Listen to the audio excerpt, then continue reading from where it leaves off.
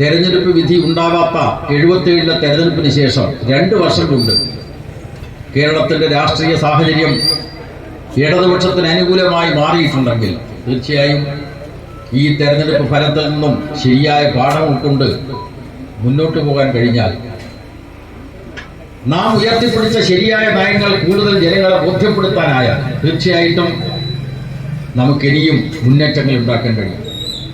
CPM-ന്റെ ചരിത്രത്തിൽ തെരഞ്ഞെടുപ്പ് പരാജയങ്ങൾ ഉണ്ടായിട്ടുണ്ട്, തെരഞ്ഞെടുപ്പ് വിജയങ്ങൾ ഉണ്ടായിട്ടുണ്ട്. ഓരോ ഘട്ടത്തിലും പാർട്ടി പ്രതിനിധാനം ചെയ്യുന്ന വർഗങ്ങൾ, ജനവിഭാഗങ്ങൾ അവരുടെ താല്പര്യങ്ങൾക്ക് വേണ്ടിയുള്ള സമര പോരാട്ടങ്ങളാണ്, ഉറച്ച നിലപാടുകളാണ് പാർട്ടി കൈക്കൊണ്ടിട്ടുള്ളത്. അതേപോലെ ഈ തെരഞ്ഞെടുപ്പ് ഫലത്തിൽ നിന്നും നാം പാഠം ഉൾക്കൊള്ളണം, ചരിത്രത്തെ ശരിയായിട്ട് വിലയിരുത്തണം. അതിൻ്റെ അടിസ്ഥാനത്തിൽ നമുക്ക് മുന്നോട്ട് പോകാനുള്ള ഊർജം നാം സംഭരിക്കണം. നിങ്ങൾക്കറിയാം, 5 വർഷം മുമ്പാണ് 2019 ലോക്സഭാ തെരഞ്ഞെടുപ്പ് നടന്നത്. കേരളത്തിൽ 20-ൽ 1 സീറ്റ് മാത്രമാണ് ഇടതുപക്ഷത്തിന് കിട്ടിയത്. 2 വർഷം കഴിഞ്ഞ് 2021-ൽ നിയമസഭാ തെരഞ്ഞെടുപ്പ് നടന്നപ്പോൾ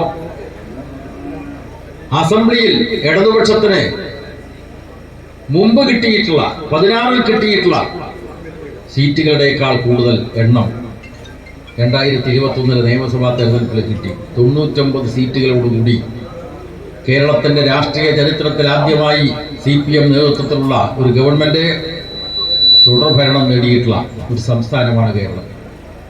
അതുകൊണ്ട് നാം ഇതേവരെ ഉയർത്തിപ്പിടിച്ച ശരിയായ നയങ്ങളും നിലപാടുകളും അത് ശക്തമായി ഉയർത്തിപ്പിടിച്ചുകൊണ്ട് തന്നെ നമുക്കെവിടെയെല്ലാം പോരായ്മകൾ സംഭവിച്ചിട്ടുണ്ടോ അത് സംബന്ധിച്ച് കൃത്യമായി പരിശോധിച്ചുകൊണ്ട്